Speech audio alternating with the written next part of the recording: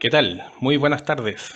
Un gusto recibirles en este lugar, en este espacio virtual que se ha configurado desde el Tercer Congreso Chileno de Investigación en Educación Musical. Hoy también nos vestimos de gala porque tenemos un cierre eh, eh, inmejorable, que es la conferencia de el doctor Guillermo Rosabal Coto. Agradecemos a todas las personas que se han conectado a las distintas jornadas, distintas actividades, reuniones y conferencias que se han dictado en este tercer congreso y esperamos que haya sido de su agrado, que haya sido fructífero, que haya podido ser un espacio de aprendizaje y de reflexión pedagógica para mejorar nuestro quehacer o al menos generar ciertas interpelaciones a lo que son nuestras prácticas docentes. Vamos a dar paso a la formalidad que corresponde para un cierre de un evento de estas características y para eso le cederé la palabra a la directora de la carrera de Pedagogía en Música de nuestra Universidad Alberto Hurtado, la doctora Lorena Valdebenito. Te escuchamos, Lorena. Gracias. Gracias, Rolando. Bueno, buenas tardes a todos y todas. Con gran alegría estamos cerrando nuestro tercer Congreso de Investigación en Educación Musical, que hemos titulado Enfoques Emergentes en la Educación Musical, donde hemos podido escuchar diferentes temáticas investigativas. Iniciamos este congreso con una interesante conferencia, de Amalia Casasmás, donde pudimos tener un interesante recorrido acerca de los procesos de desarrollo humano, la relación con la enseñanza de la música en esos microprocesos de la relación entre el cuerpo, la percepción musical, eh, y también el aprendizaje, por supuesto, donde pensar estas estéticas musicales, son un gran desafío para comprender cómo operan estos procesos de aprendizaje musical en los diferentes espacios culturales también, que están atravesados por tradiciones, culturas, modos de vivir y experimentar la música. Para llegar también, a una reflexión mucho más actual de cómo este contexto virtual en el que estamos todavía situados a nivel, global, ha sido necesario finalmente repensar lo que ha sido nuestra forma de enseñar la música, ¿verdad? De resignificar las prácticas pedagógicas en este contexto en el que estamos todavía, como digo, insertos. Pudimos escuchar también diversas investigaciones, rigurosas, consistentes, con interesantes aplicaciones metodológicas que dialogan, con problemas de investigación basados en experiencias concretas, que ese es un punto muy interesante, a partir, de esta experiencia con la música en procesos formativos, prácticas musicales, reflexiones sobre la educación musical, en todos sus niveles, que es una cuestión bien interesante también, lo que es la transversalidad de la educación musical, que es muy también importante rescatar en las investigaciones, ¿verdad? Porque se nutren de alguna forma en este diálogo que tiene la educación musical. Algunos ejes que me gustaría mencionar, que son interesantes enfoques en esta forma emergente que tenemos de concebir hoy día la educación musical y que dan cuenta, por supuesto, de la temática de nuestro congreso, de cómo estamos pensando la educación en la actualidad, por ejemplo, cómo nos hemos aproximado a la comprensión o a una comprensión más bien más profunda de lo que es la inclusión, ¿verdad? ¿Qué problemáticas giran en torno a la inclusión? ¿Hasta qué punto es necesario, ¿verdad?, incluir estos temas, por ejemplo, en el pregrado, o bien quizás abrirnos a que estas temáticas quizás puedan estar más bien en posgrados y en espacios de formación de especialización, que sabemos que son tan necesarios también de integrar en nuestras prácticas pedagógicas, ¿no? Son tareas finalmente de la formación inicial docente, estos desafíos que tenemos a través, por ejemplo, de estos temas tan relevantes en la actualidad como la inclusión, el uso de TICs, ¿verdad? El género, la interculturalidad, ¿cierto? Parece que llegó el momento de abrirnos curricularmente como disciplina a estas líneas de trabajo que habían permanecido quizá un poco en otros espacios, pero que son tan necesarias de poder, relacionar con nuestra disciplina y poder establecer estos diálogos, ¿no? También hemos escuchado interesantes presentaciones sobre experiencias de innovación educativa, ¿cierto? Sobre gestión en los procesos de organización para las prácticas musicales, La importancia sobre las músicas de tradición oral en el currículum también es una línea muy interesante de trabajo, ¿cierto?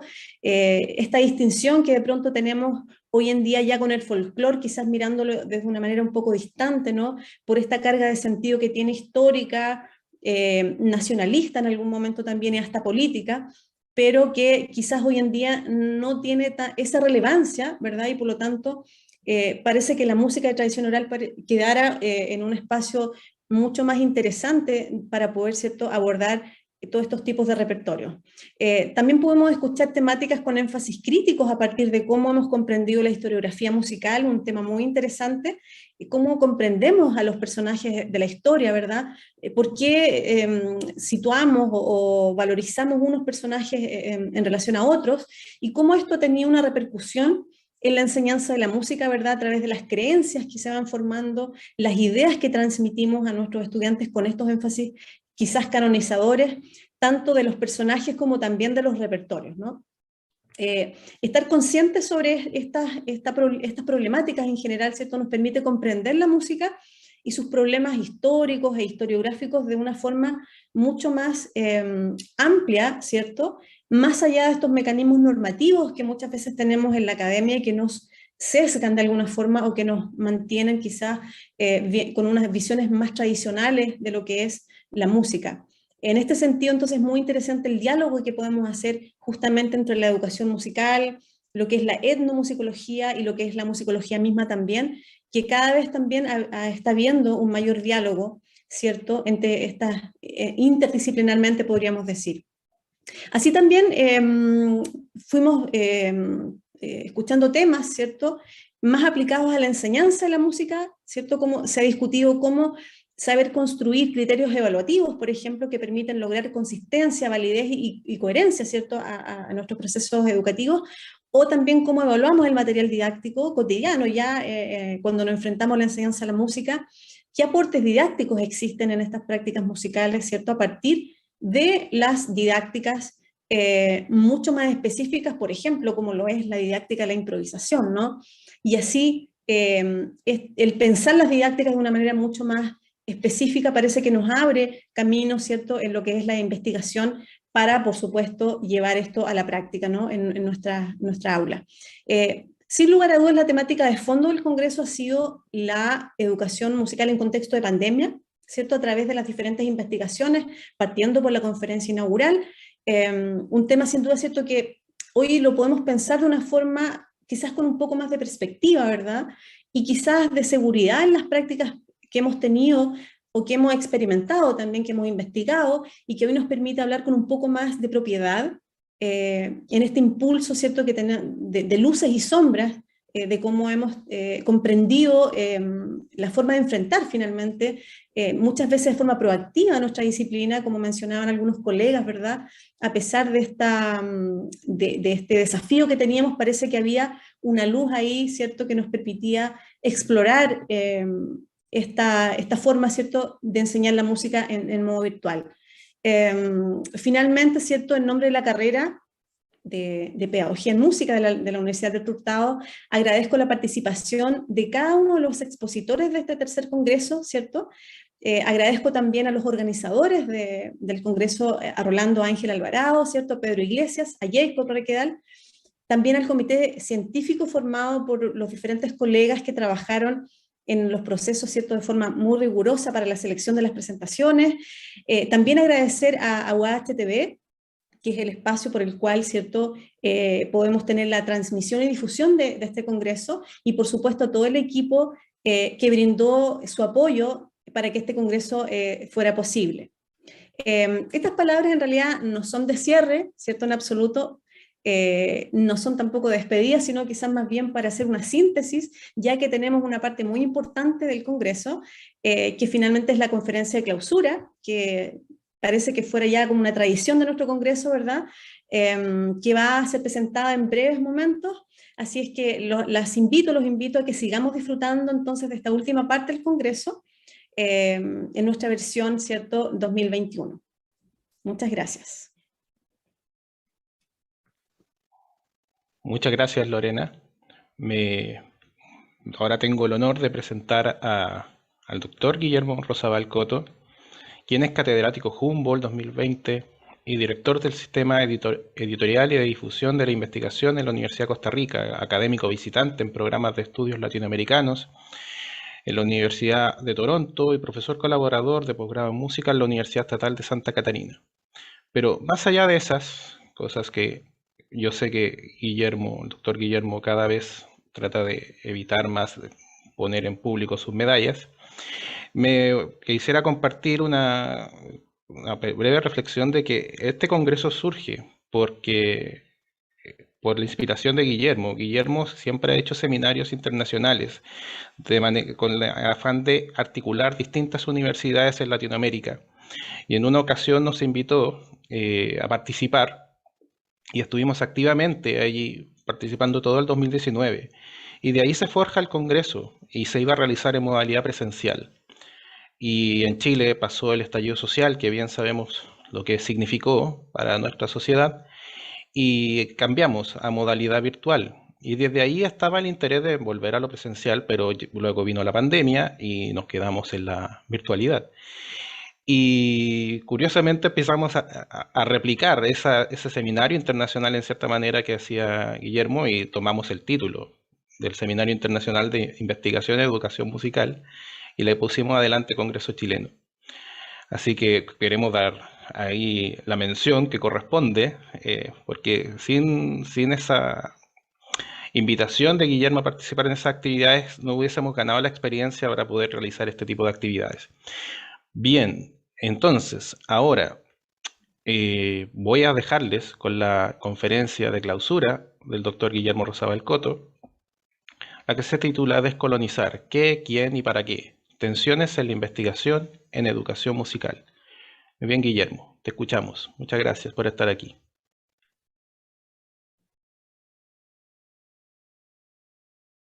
Muchas gracias, Rolando, por la invitación. Una invitación que, como acabas de contextualizar, viene desde Nexos y una fraternal colaboración desde hace algunos años. Muchas gracias también a tus colegas y autoridades en la Universidad Alberto Hurtado que organizan este congreso, y gracias a la audiencia que está presente ahora o que estará escuchando esta conferencia posteriormente. Cuando Rolando me gira la invitación para dictar esta conferencia, yo le consulto acerca de la modalidad, acerca de lo que puedo hacer y lo que no puedo hacer. Quiero compartir con ustedes hoy no una conferencia, sino una serie de experiencias en voz alta, esperando que no sea un monólogo, sino esperando que algunas de estas ideas puedan tener resonancia en sus experiencias y que dialoguemos sobre ellas. Se me ha indicado que en un inicio tengo 45 minutos para dirigirme a ustedes y yo de una vez adelanté que podría ser menos, porque lo que más voy disfrutando a lo largo de una privilegiada carrera de la cual por la cual estoy muy agradecido, es de escuchar y poder aprender más que dirigirme y ser escuchado. Esto no es una gran invención, esto es simplemente rehusarme a hacer más educación bancaria que otra cosa. Y lo he adoptado como una práctica con la cual trato de ser coherente. Y precisamente la coherencia es uno de los valores que quisiera impulsar a lo largo de lo que tengo que compartir con ustedes. Por una serie de experiencias personales, pienso que no tiene mucho sentido compartir teorías o conceptos si no les comparto de dónde vienen, de qué experiencias vienen y cómo he cambiado yo, o estoy cambiando, o probablemente vaya a cambiar como educador, como investigador, como persona, como habitante, como caminante de este planeta. No tendría mucho sentido si no lo vinculo a quién soy o en quién me he convertido o quién era y en quién me estoy convirtiendo. No se trata de hablar de mí, se trata de proponerles un modelo o una manera de cómo ustedes pueden relacionar lo que quieren hacer, lo que quieren conseguir, los valores con los que se comprometen, los mandatos institucionales, los mandatos de sus empleadores, las convicciones personales, con lo que tenemos para hacer y con la población destinataria de nuestro quehacer. Y probablemente algunas de las cosas que ya voy a comenzar a compartir con ustedes Si ustedes han seguido algunos de mis trabajos escritos o ahora en la época de pandemia, algunas de las alocuciones o participaciones que he tenido como ponente, conferencista o panelista en otros eventos en América Latina o en otros países, probablemente algunas de estas ideas les suenen familiares. Pienso que todavía tengo que difundir algunas de estas ideas durante algún tiempo para lograr cierto impacto. La primera idea que quiero compartir con ustedes es que la persona que habla ante ustedes hoy es una persona de privilegio.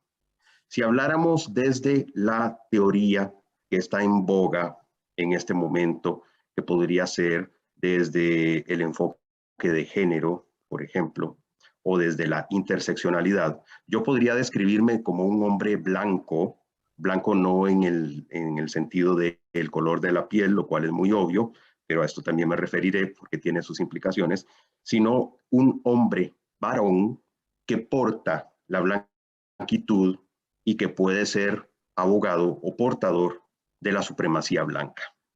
Sin embargo, blanquitud, supremacía blanca, son conceptos enarbolados principalmente en el hemisferio norte y en idioma inglés. Probablemente han tenido una agenda de justicia social, pero no es necesariamente una agenda de justicia social que vaya con América Latina y probablemente no es una agenda de justicia social que vaya con Guillermo Rosabal Coto. Les daré unos ejemplos a continuación. En uno de mis trabajos titulado El día después de la educación musical, publicado primero en inglés y hace poco difundido en idioma español, yo proporciono una narrativa de en quién me he ido convirtiendo como aprendiz, como educador, como investigador y como docente en la música. Y concluyo que a lo largo de mi vida he sido colonizado y he sido colonizador. Y por esta dualidad que he experimentado, que me toca y me agita hasta lo más profundo de mi ser, es que necesito ser una voz que hable sobre colonización y descolonización. Pero hay algo que puede no calzar ahí, puede no estar muy bien. ¿Qué derecho tengo yo? ¿Qué autoridad puedo tener yo o atribuirme yo para hablar de descolonizar si soy una persona llena de privilegio? Y esa es la pregunta fundamental con la que quiero comenzar ahora. Quisiera invitarle a la audiencia que tiene muchas ganas, muy buena intención, mucho compromiso con la justicia social, con valores de diferente procedencia o de diferentes bagajes que portan, desde bagajes religiosos, desde ideologías políticas, desde convicciones de la investigación social y de la educación para hacer el bien, que nos cuestionáramos cada uno y cada una de nosotros. ¿Quiénes somos nosotros y nosotras para hablar de justicia, para hablar en contra de la opresión y para hablar en términos de descolonización o para proponer, abordar las prácticas musicales y la investigación desde la descolonización? ¿Por qué insisto tanto en esta pregunta? Porque la misma música occidental, como la hemos recibido como tradición en lo que ahora es América Latina, las prácticas educativas que hemos recibido de Occidente en América Latina y los valores que nos han formado como personas docentes o investigadoras son mayormente colonizadores. Entonces les planteo, ¿son ustedes también personas que han sido colonizadas y que están colonizando también? Y puede que estemos colonizando en nombre de los valores más altos, más justos, más sublimes. Ese es el meollo del asunto, que les invito a que seamos sinceros y sinceras con nosotros mismos, con nosotras mismas, acerca de por qué lo estamos haciendo, quiénes lo estamos haciendo, con quiénes, con cuáles herramientas y sobre todo el para qué. Como hombre blanco, portador de la supremacía blanca, yo podría decir que quiero ofrecer herramientas para descolonizar la educación musical. Eso es sumamente peligroso. Primero, porque estoy yendo en contra de la institución que me ha formado y me ha dado los valores que tengo. Y en segundo lugar, porque probablemente las motivaciones que yo enarbole o describa como justicia podrían ser otra cosa, cualquier otra cosa, menos eso. Muchas veces hablamos de inclusión. Hace un momento Lorena enfatizó el valor de la inclusión. Y muchas veces en la enseñanza de la música clamamos ser más inclusivos e inclusivas en nuestras prácticas, incorporando repertorios llamados folclóricos, repertorios indígenas, y estas prácticas les ponemos los nombres, las etiquetas occidentales, las sacamos de contexto y las blanqueamos. Y muchas veces enarbolamos eso como inclusión. Entonces ahí pongo una llamada de alerta. Ser inclusivo o ser inclusiva en el nivel que sea o con la intensidad que sea, no necesariamente es descolonizar. Más bien podría ser todo lo contrario. Podría ser colonizar. Y esto nos llevaría a una gran pregunta que espero que la tomen con una pizca de sal, y es: ¿realmente la educación justicia? ¿Es equidad? ¿Es igualdad? Yo considero que soy un colonizado y un colonizador, primero porque fui oprimido por un sistema educativo que puedo vincular gracias a mis trabajos de investigación y a metodologías de investigación y a enfoques ontológicos y epistemológicos detrás de estas metodologías.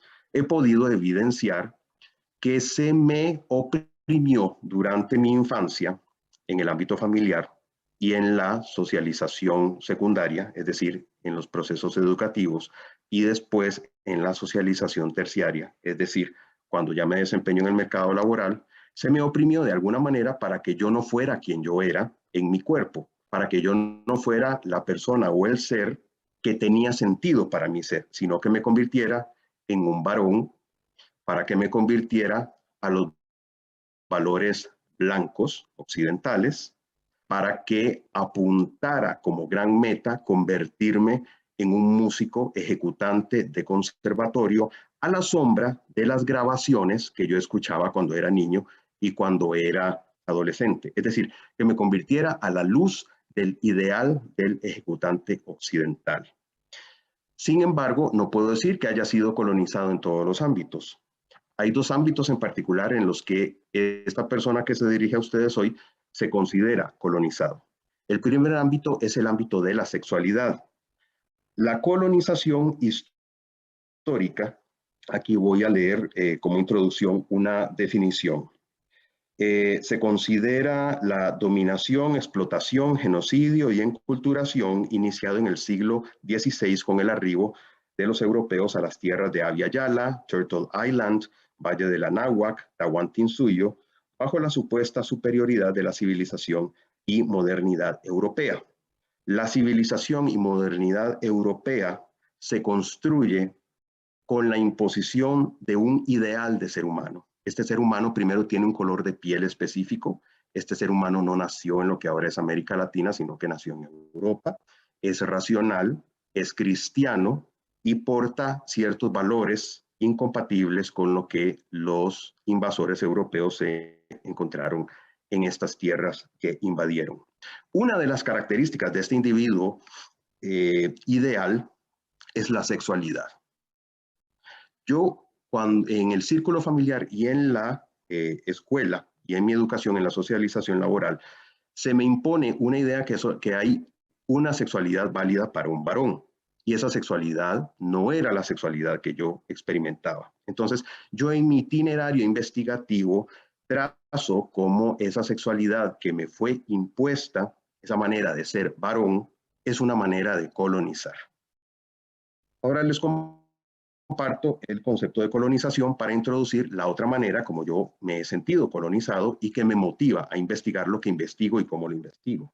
La colonización, más que un evento, es una estructura de explotación de territorios, tierras, posesiones, seres vivos, cuerpos, mentes, cosmovisiones, costumbres, maneras de ser, pensar, sentir, conocer y aprender. La colonización ocurre cuando una élite, clase social o comunidad hegemónica impone una visión de mundo y las estructuras materiales que la sustentan, a individuos o comunidades con fines de explotación material o simbólica. La colonización se pone en marcha por medio de la fuerza, la ideología, el discurso y la cultura. Bajo esta definición, ¿cómo he sido yo colonizado? En el ámbito del conservatorio o del modelo conservatorio, yo me considero colonizado cuando yo ingreso a un preconservatorio a los 14 años y se me dice, lo que escuchas, la música pop, eso no es música, eso es basura.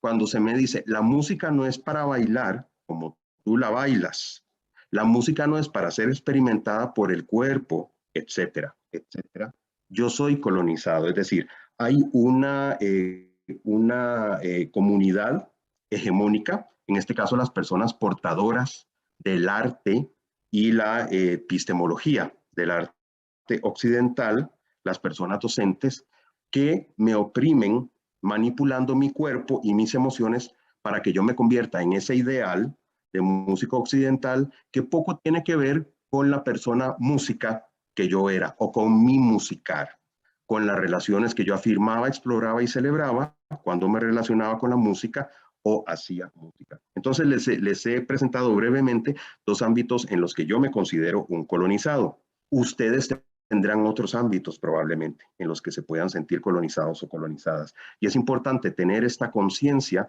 porque ¿cómo vamos a nosotros querer manipular cuerpos, influenciar mentes y vidas sin saber quiénes somos, ¿verdad?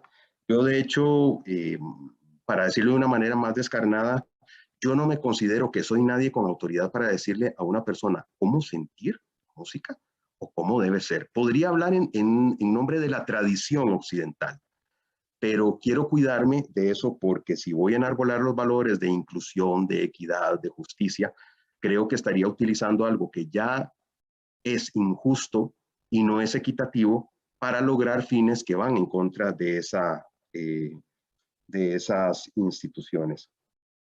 Hay una forma de colonialismo que se llama colonialismo interno o recolonización desde dentro, en la que la educación calza perfectamente.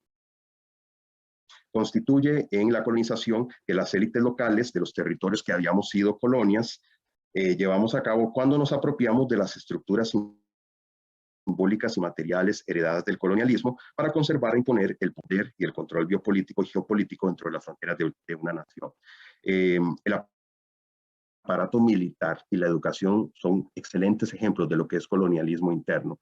Es decir, la educación en América Latina, podríamos generalizar, después de las independencias de los antiguos territorios de la corona española, emprenden la formación de naciones y para ello necesitan educar a la gente para que adquiera ciertas habilidades como la lectura, como el raciocinio, como hábitos de higiene, una visión de mundo, la religión y otros valores bajo los que se constituyen las naciones.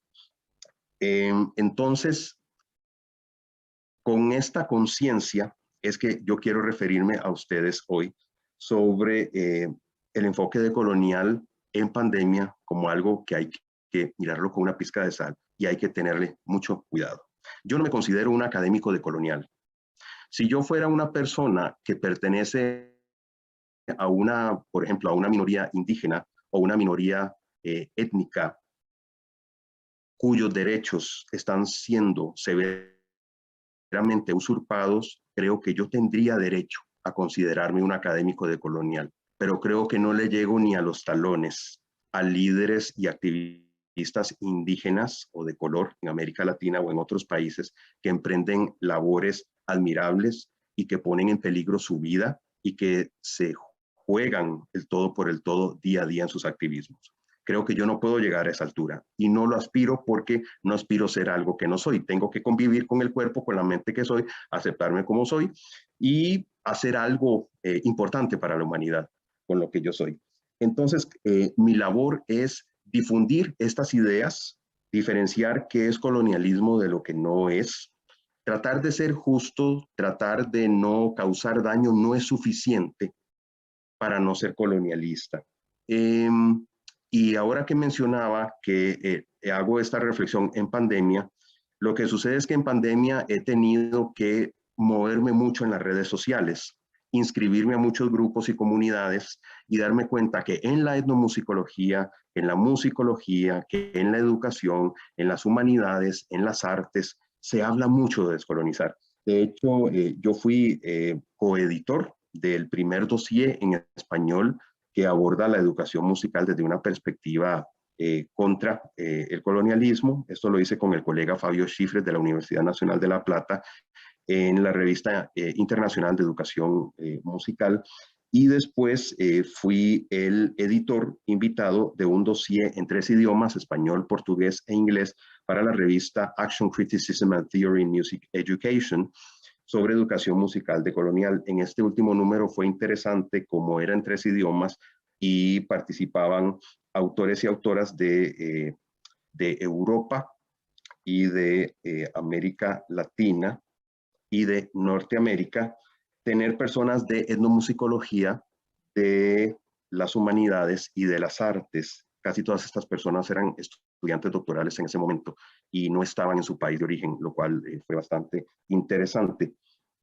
Se suscita recientemente estas discusiones en América Latina y en otros países, y yo reviso en las redes sociales y me alejo de muchas de esas discusiones porque parece que toda la gente o la mayoría de la gente está buscando certezas. Y como se han dado cuenta, hoy yo no les he traído ninguna certeza, les he traído provocaciones bien intencionadas y respetuosas, y les he traído preguntas. Básicamente estoy insinuando quiénes somos, qué hacemos, por qué lo hacemos, y qué tendría esto que ver con llamar un enfoque emergente descolonización.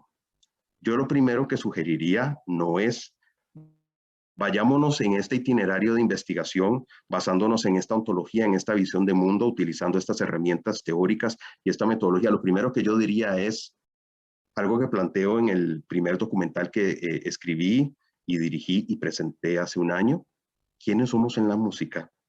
Y una vez que nos conozcamos quiénes somos en la música, con toda la luz, con toda la oscuridad, con todo ese claroscuro, y encontremos dónde hemos sido o somos personas colonizadas y dónde somos personas colonizadoras, tal vez ahí podamos identificar desde cuál de nuestros yoes empíricos, por utilizar un término sociológico, podríamos hablar o no, o podríamos tener la osadía o la valentía de utilizar un enfoque decolonial. Hay un artículo que siempre me gusta mencionar y al cual me gusta invitar a la audiencia a que consulte, creo que no ha sido traducido al español todavía, de el autor y autora canadienses Eve Tuck y Wayne Yang. La decolonización no es una metáfora. Decolonization is not a metaphor. Él y ella escriben este artículo precisamente al darse cuenta que las personas que con muy buena intención se acercan al concepto de descolonización piensan que descolonizar es simplemente pensar diferente. No hay nada de malo en pensar diferente. Pero para descolonizar, y aquí ya quiero proponerles algo un poco más radical, para descolonizar hay que hacer cosas como que lo que fue robado en un proceso de colonización tiene que ser devuelto. Las estructuras materiales tienen que ser transformadas radicalmente. Es decir, con ser inclusivo, con que haya más apertura, no estamos descolonizando. Puede ser uno de los pasos para descolonizar, pero no estamos consiguiendo la descolonización. Yo probablemente en lo que me reste de vida no voy a ver la descolonización. Probablemente lo que estoy haciendo es plantando una simple semilla que muchas personas van a cultivar, van a regar y van a cosechar. Un ejemplo de qué sería descolonizar. Si a un grupo indígena le ha sido robado en un proceso de colonización un territorio, el territorio tiene que devolvérseles. Eso sería descolonización. Mi intento más modesto y más humilde de descolonización ha sido, como docente de música, si veo que en mis manos está ayudar o liderar un proceso para que personas que les ha sido robada la autoestima, la autoimagen positiva, en un proceso pedagógico que les ha impuesto ser quienes no son ellos y ellas en la música, si yo logro eso, que lo recuperen, entonces podríamos decir por analogía que estoy ayudando a que les sea devuelto su cuerpo, sus historias, sus memorias, a que vuelvan a ser ellos o ellas, no al 100%, pero que sí recuperen lo que sea recuperable. Entonces, en ese sentido, creo que yo sí podría participar con otras personas y no solo en un proceso de descolonización. Es lo más cercano que yo creo que he llegado a descolonizar y creo que me falta muchísimo. Que esto es solamente el principio del camino. Y otra idea, como veo que ya se está aproximando el tiempo, otra idea que quiero compartirles en cuanto a lo que ustedes y yo hacemos en la música y en educación musical, y que lo observo también en pandemia, sobre todo en redes sociales, y esto no es exclusivo para Latinoamérica, lo veo mucho con mis colegas que interactúo de Europa y de América del Norte. Queremos buscar el concepto o la metodología más reciente. Y tenemos que producir, tenemos que escribir. Nuestras carreras están lamentablemente enraizadas en eso y tenemos que concursar para fondos, tenemos que ascender peldaños o categorías, escalafones, le llamamos en mi país, como docentes. Yo tengo el escalafón más alto en mi país, que es catedrático, que es el equivalente a profesor internacionalmente, y no ha sido un camino fácil. Es un camino en el que yo también he tenido que colonizar mi cuerpo, colonizar mi mente para convertirme en alguien que no necesariamente soy y con el que he alcanzado privilegios. Y esto realmente puede ser algo perverso, no solo a nivel de la sociedad, sino podemos ser personas muy perversas con nosotras mismas, con cómo a veces nos maltratamos o nos sometemos a procesos colonizadores. Y algo que he visto en redes sociales es que ¿cómo buscamos tener la metodología o el concepto o la teoría? ¿Cuál es mi crítica? Y una crítica respetuosa. Es una crítica que yo no la he inventado, es una crítica de la cual tomé conciencia cuando comencé a investigar bajo la etnografía institucional, un enfoque sociológico propuesto por Dorothy E. Smith, una socióloga británico-canadiense en los 60. Ella inicia lo que ahora es la etnografía institucional y que en aquel momento se le llamó primero una sociología canadiense, después una sociología para la mujer y más recientemente una sociología para la gente. Ella cuestionaba cómo la sociología convertía la experiencia humana que supuestamente estudiaba en algo abstracto y la separaba de los contextos de las personas.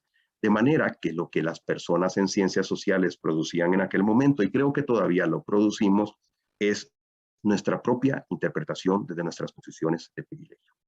Y presentamos visiones de las personas que supuestamente estudiamos que pueden en muchos casos estar muy distanciadas de quiénes son esas personas o cómo se ven o cómo se sienten a sí mismas en categorías abstractas. Cuando utilizamos la categoría género, cuando utilizamos la categoría nacionalidad, cuando utilizamos la categoría escolaridad, bagaje musical, experiencias compartidas, cuando buscamos poner bajo esas etiquetas la experiencia de las personas que supuestamente representamos en nuestra investigación, puede que estemos siendo personas colonizadoras y con muy buenas intenciones y a la vez construyendo grandes o muy brillantes carreras.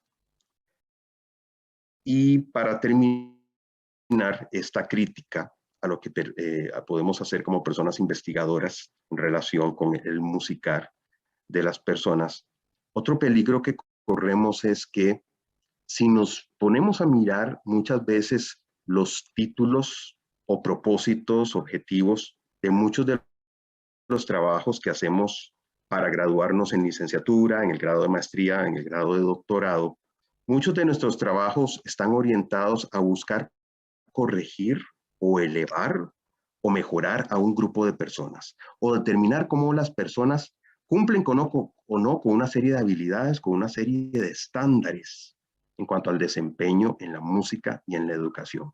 Y eso me preocupa mucho porque de nuevo puede que algo que estamos proponiendo como inclusivo, como justo, como innovador, esta es una palabra también que creo que hay que tenerle mucho cuidado, cómo la utilizamos, probablemente lo que estamos haciendo con muy buena intención es colonizar. Quisiera ir cerrando mi intervención en este momento dejándoles esas preguntas. ¿Quiénes somos en la música?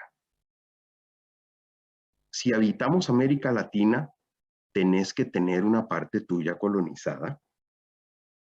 y tenés que tener una parte tuya de colonizador o colonizadora si te desempeñas como docente o como persona investigadora. O si sos empleada de una institución como una universidad o un conservatorio. Eso es una realidad. La segunda pregunta. Cuando queremos investigar, lo que queremos es transformar a esas personas que representamos, estudiamos en algo que no son, arguyendo los valores de progreso, de civilización, de que sean más cultos, de que sean más personas, de que sean mejores ciudadanos y ciudadanas, de que se inserten mejor en la democracia. Eso podría ser colonización también.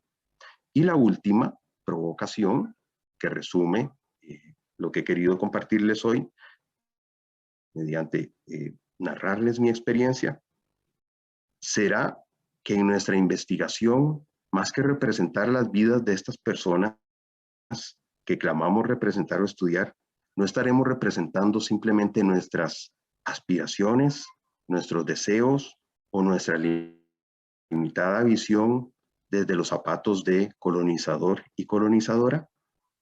Pues les dejo esas preguntas y espero podamos entrar a la parte más interesante de este espacio, del cual tengo el honor de participar, para que dialoguemos un poco. Muchas gracias por su paciencia, muchas gracias por su atención, gracias por estar aquí y por la buena vibra.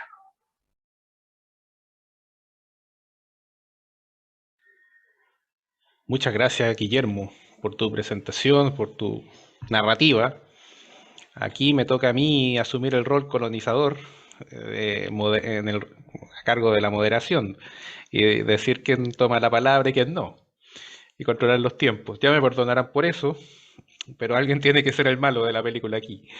En ese sentido, te invito a dialogar con 3 colegas de distintas universidades de aquí del país, y Macarena Silva de la Universidad del Paraíso, José Velázquez de la Universidad Católica de Temuco y Lorena Valdebenito, nuestra directora de la Universidad Alberto Hurtado. Le daré primero la palabra a Macarena, porque ella tiene un foco más centrado o un perfil más centrado en lo educativo, en la didáctica, el currículum, en ese sentido. Entonces es muy probable que las preguntas vayan, o los comentarios, o su narrativa también, sus distintas palabras, vayan en esa línea de que el docente también es un agente colonizador. Y colonizado también como personas. Te damos la palabra, Macarena. Gracias. Hola, buenas tardes a todos, a todas, a todes. Muchas gracias por esta invitación de la Universidad Alberto Hurtado y muchas gracias a Guillermo por sus palabras que nuevamente nos ponen en tensión. Y un poco sobre eso quiero comentar. Lo que yo recibo también de mis estudiantes que están en este proceso de convertirse en profesores de música y las problemáticas que aparecen en ellos o en sus propias tensiones colonizadas o por ser ellos mismos colonizados. Por un lado, una pregunta más general desde la docencia universitaria es como, quizás es importante llevar a nuestros estudiantes a esta tensión de cuestionamiento, como decías tú, Guillermo, ¿no? De quiénes somos en la música y quiénes somos en la docencia de la música, en la escuela, como un dispositivo cultural también súper apropiado por la colonización. Entonces, esta como didáctica consciente a la que le digo yo, que es este constante cuestionamiento de mi rol, de mi lugar, de dónde estoy, de quién soy, de quién fui, y qué es lo que quiero hacer en la escuela para generar transformación. Esto, cuando uno lo habla con estudiantes de 20 años, ¿no es cierto?, que están ahí preparándose para la escuela, especialmente cuando se enfrentan a sus prácticas, aparecen 2 grandes preguntas. Una, ¿qué hacemos con las músicas de nuestros escolares y cómo los invitamos a un proceso descolonizante? Eso se preguntan los estudiantes, las estudiantes. ¿Qué hacemos con las músicas populares que se escuchan en las escuelas? ¿Y cómo podemos incluir nuestras músicas con una mirada descolonial? Y otra pregunta es que en el currículum chileno, cuando uno lee los objetivos, en general aparece música de Chile comparar, por ejemplo, música de Chile y músicas del mundo. Y es como que Chile, el otro día un estudiante me decía, no es, no es del mundo. Entonces, mi pregunta es ahí, ¿desde dónde nos paramos como futuros profesores de música para comprender estas músicas del mundo otro? ¿Quién es el mundo otro? El otro día unos estudiantes hacían un ejercicio y comparaban música étnica chilena con música oriental. Y yo les preguntaba, ¿pero por qué esa decisión? Y la decisión era para ellos de colonial, era para no hablar de música europea. Entonces se produce en este conflicto y ahí yo te pido como que nos des alguna palabra a nosotros quienes guiamos estos procesos con nuestros estudiantes en ese aspecto. Gracias, Rolando, y gracias, Macarena. Antes de entrar al abordaje de las preguntas, Rolando, no estás asumiendo ningún rol colonizador al ser un moderador. Y quiero usar esto para volver a hacer una aclaración conceptual. Creo que vamos a necesitar unos años de hacer esta aclaración conceptual, porque lo que circula en redes y en general en la web puede no ser lo más exacto en cuanto al concepto de colonización. Para que haya un colonizador tiene que haber una persona o una comunidad hegemónica que quiere imponer esos valores, y para imponer esos valores y la visión de mundo y la estructura material que sustenta esa visión de mundo tiene que ejercer alguna violencia, física explícita o simbólica, implícita o invisible. Si no existe esa violencia, no hablamos de colonización, hablamos de opresión, simplemente. Por eso la opresión no puede ser equiparada con la colonización. Sin embargo, la colonización sí se basa en un tipo de opresión particular, que le han llamado racial, de género, de clase, material, etcétera. Pero estas etiquetas aún siguen siendo muy generales, racial, de clase, etcétera, porque pueden borrar la experiencia de personas específicas.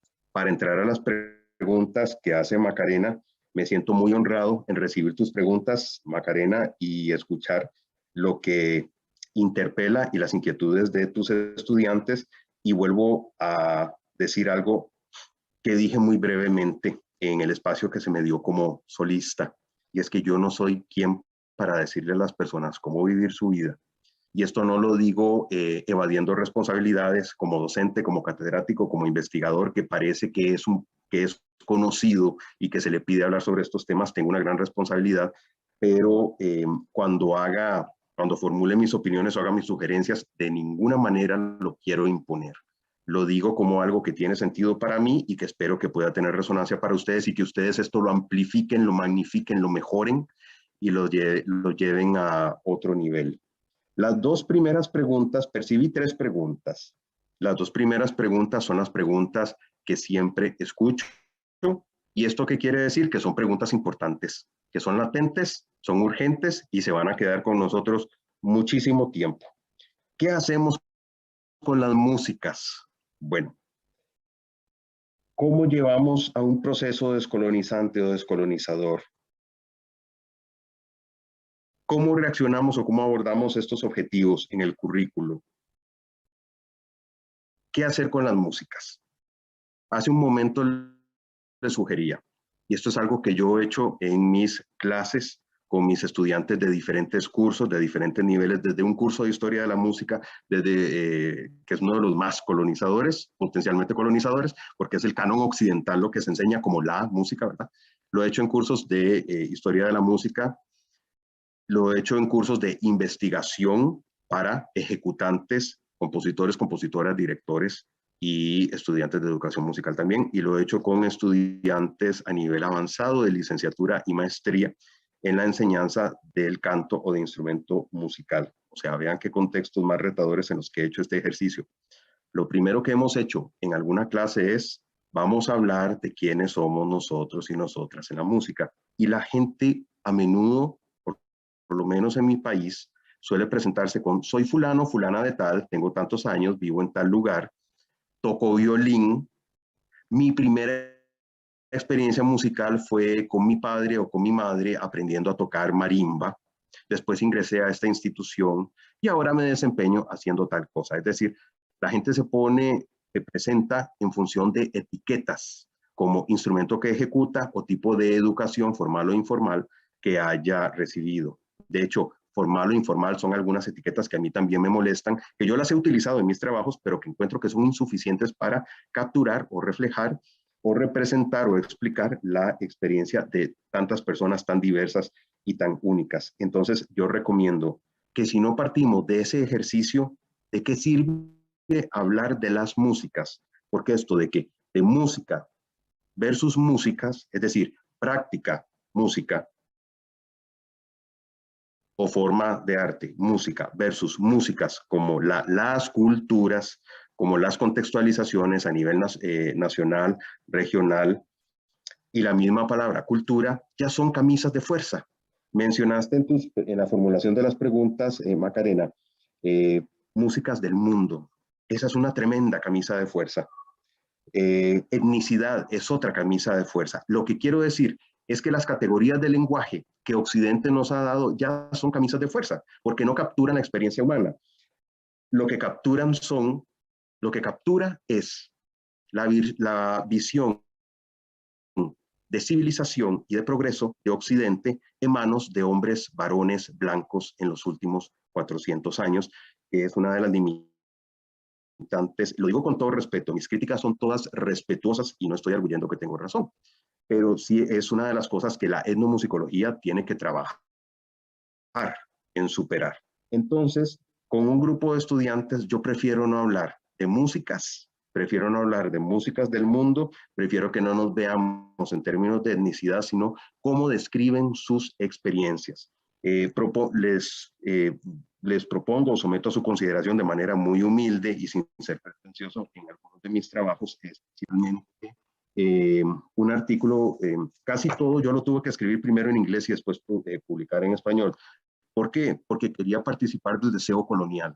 Primero, para que me escucharan tenía que hacerlo en inglés. En español nadie me iba a escuchar. Los journals a los que iba a tener acceso eran más prestigiosos en inglés. Y además, como algo exótico, en algunos de estos journals les interesaba escuchar algo de lo que tuviera que hacer alguien de un país del tercer mundo y cuyo idioma nativo no fuera el inglés. Entonces, escribí un artículo que se llama A mi manera, un estudio de caso de la resistencia a la colonialidad en el aprendizaje y la socialización musicales. Este es el artículo que según los índices de Google Scholar y otros me ha dicho que es lo que ha sido más descargado y más leído a nivel mundial de mi humilde producción. En este artículo yo pongo ejemplos como los cuentan las personas. En lugar de decir yo, bueno, esta persona fue oprimida en el ámbito del género, yo transcribo lo que la persona dice. En las palabras de mi profesora de canto que me dijo que yo cantaba como si fuera una vaca, yo sentí la autoridad de mi padre que me decía que yo no podía hacer la música de esta forma porque era una chica, por ejemplo. Lo acabo de decir no como está la transcripción, sino estoy parafraseando. Lo que estoy diciendo no es que hay que transcribir, sino que en lo que las personas cuentan que tiene sentido para ellas, hay que leer las coordenadas sociales y las diferentes experiencias de vida que están implícitas. Porque si ya utilizamos la palabra género, nacionalidad, etnicidad, músicas, cultura, ya estamos bajo una categoría abstracta, sacando de contexto, casi que mutilando con tijeras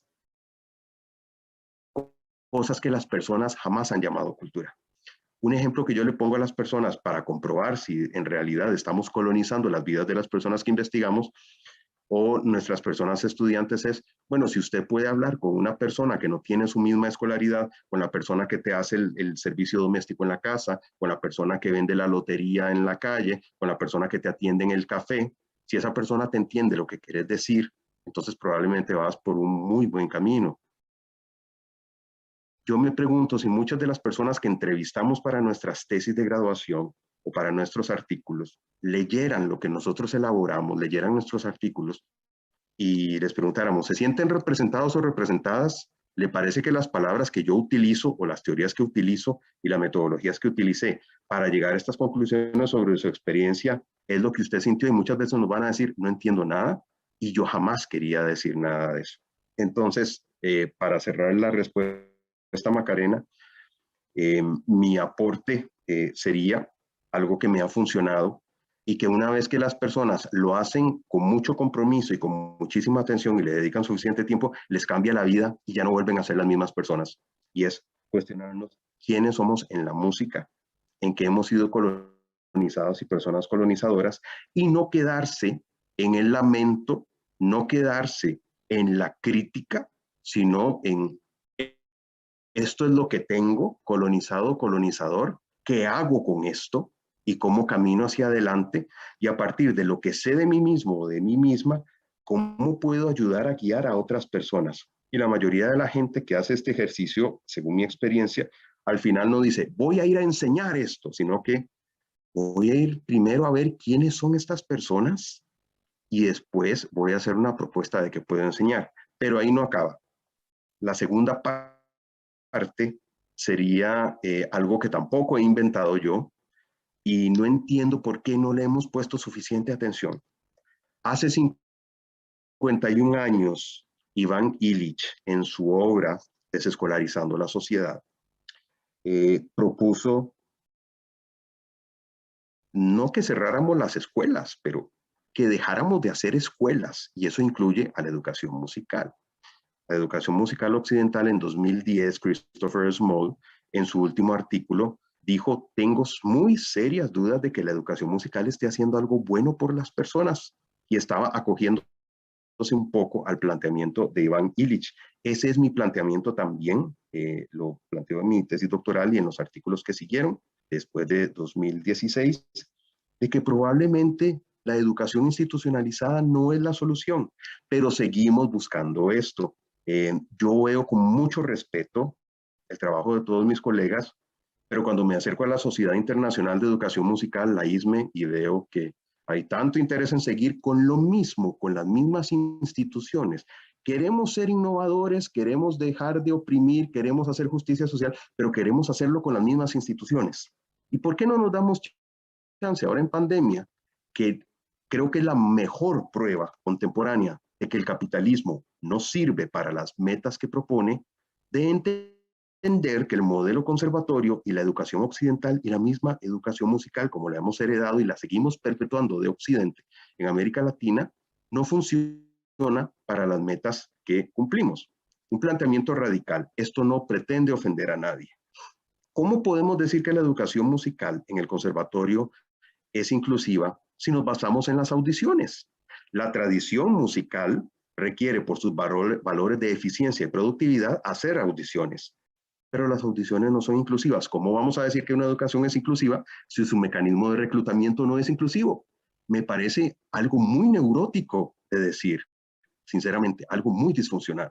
Leigh Patel, una educadora estadounidense que respeto muchísimo, tiene un libro llamado en inglés, Descolonizando la Educación. Y ella describe la investigación en educación como algo disfuncional, porque promete una cosa, pero no hace eso. Entonces, este planteamiento de que exploremos quiénes somos en la música y que también en la investigación y en la educación dejemos de vernos con estos lentes, con estas categorías, nos ayuden a alejarnos de esto disfuncional. Y ya para cerrar, porque dije que iba a cerrar, algo en lo que yo creo que he trabajado parcialmente, pero me falta muchísimo por trabajar, es que las personas aprendientes, vean que no hablo ni de alumnos, ni de pupilos, ni de estudiantes, hablo de personas aprendientes, porque yo también soy aprendiente, en este momento lo estoy siendo y ustedes también, que las personas aprendientes seamos las que gerenciemos nuestros procesos educativos. Pero esto va en contra de la institucionalidad, esto va en contra de las instituciones que nos pagan el salario con el que pagamos nuestras facturas y reproducimos nuestra vida material. Esto requiere mucho valor, mucha inteligencia. Así que yo lo que propondría es guiar y preparar a nuestro estudiantado de educación musical en la universidad a que puedan ser agentes que puedan mediar para que las personas destinatarias o las personas aprendientes con quienes trabajan lleguen a gestionar sus propios aprendizajes. Espero haber hecho una contribución que les sea útil a ustedes, Macarena, y muchas gracias. Muchas gracias, Guillermo. Muchas gracias, Macarena, por tu intervención. Le cederemos ahora la palabra al doctor José Velázquez, quien se plantea más desde una visión rural, etnomusicológica. Adelante, José, te escuchamos. Muy buenas tardes, gracias Orlando. Gracias a Guillermo por las palabras también, todas estas interesantes aproximaciones a este pensamiento decolonial y cómo puede impactar, ¿no? Y nos hace reflexionar un poco de cómo podríamos dirigir estas miradas para la educación musical acá en Chile. Bueno, yo hablo acá del sur de Chile, de la región de la Araucanía, en un contexto muy permeado por conflictos actuales, también tensiones epistemológicas en relación a la educación indígena presente en las escuelas en diferentes contextos. Y yo, para comenzar un poquitito desde mi formación, ¿no? También me eduqué en la universidad, también fui colonizado, pero hubieron algunas ideas que a mí me resuenan mucho y que la dejo como pregunta primero, ¿no? O sea, ¿cuáles son estos mecanismos para decolonizar la educación actual, la educación musical actual, ¿no? O sea, ¿qué elementos tenemos a disposición nosotros? Digamos, ¿qué mecanismos tenemos para poder generar este camino decolonizador? Uno, como docentes, y luego para llegar a las prácticas educativas propiamente tal, ¿cierto? Entonces, a mí, Guillermo conversaba también cosas que me hacían sentido, ¿no? Bajo esta pregunta, buscar mecanismos decolonizadores en la práctica educativa musical. Primero, para mí es, tú lo dijiste varias veces, ¿no? Vincularnos a estas experiencias humanas, ¿no? Por ejemplo, en este recorrido uno también resignifica situaciones que uno ha vivido musicalmente, que son significativas, que te han marcado positivamente o negativamente, que luego con el tiempo uno las resignifica. No sé, desde la primera vez que escuchamos un sonido o un tipo de música que nos marcó durante un tiempo y luego la podemos entender a futuro con una nueva mirada. Yo creo que el resignificar muchas veces las experiencias y el desaprender también, como hemos sido educados, es un mecanismo también para poder avanzar un poco a esta instalación de formas de pensamiento decoloniales, por un lado eso. Bueno, conjuntamente con ellos también está el tema de la empatía intercultural, o también está el tema de mirar, de valernos de las herramientas que tiene la pedagogía crítica, por ejemplo, para mí es algo muy decidor, ¿no? Por ejemplo, resignificar la idea que tenemos sobre música, develar las relaciones de poder que subyacen a todas las prácticas musicales, y bueno, inclusive las prácticas educativas también más democráticas, etc. Creo que esas herramientas también a nosotros como docentes nos ayudan para poder buscar estos mecanismos que nos ayudan a entender el tema de los decolonizadores. Por otro lado, tú hablabas del ser individual colonizado, ¿no? Yo asumirme como colonizado para poder entenderme también en esa dimensión. Pero yo también apelo al tema colectivo, en el sentido de que cuando yo me asumo que soy parte de un territorio, intento conocerlo, aproximarme a sus prácticas musicales, ¿no? Creo que eso también es un paso de poder avanzar en estos procesos de conocer al otro, en esta empatía intercultural que yo te mencionaba, y por lo tanto también conocer este ecosistema que cohabita en donde yo educo, me permite también avanzar un poco a estas reflexiones un poco decolonizadoras. No sé, hay muchas etiquetas, ¿no? Hablamos de música del mundo, de una serie de cosas. Nosotros, por ejemplo, todavía seguimos hablando de música precolombina, todas estas etiquetas que en el fondo a nosotros nos constriñen para poder entender todas las experiencias humanas que existen en torno a la música. Y aquí voy a centrarme en un punto que yo creo que para mí es como muy relevante. Yo en mi investigación sobre música mapuche siempre he intentado entender los mecanismos por los cuales las músicas tradicionales se transmiten, por lo cuales pueden ser un aporte para la educación musical. Creo que los educadores musicales, aparte, mantenemos siempre la misma forma de enseñar. Y por lo tanto creo que las músicas tradicionales, música escolar, tienen muchas cosas que enseñarle también a la educación musical. Y esto lo relaciono principalmente con lo que tú dijiste, que me llamó mucho la atención esto. Una forma de avanzar en la decolonización es devolver lo robado. Pero en la educación musical, podemos devolver las músicas, es como algo muy intangible, ¿no? Podemos devolver las prácticas educativas, podemos dejar de apropiarnos de ciertas prácticas musicales, perdón. Entonces, frente a eso, yo, en mi opinión, creo que una forma de hacer esta devolución es fijarnos en esas prácticas de transmisión musical que existen en los pueblos originarios, en este caso la cultura mapuche, comprenderlas, ¿cierto? Y potenciarlas, estas formas de transmitir la música. En el fondo, yo creo que a partir de la investigación que un poquito estaba haciendo en el ámbito de la neuropsicología y la educación musical, que detrás de toda música, toda práctica musical, existe una forma de transmisión.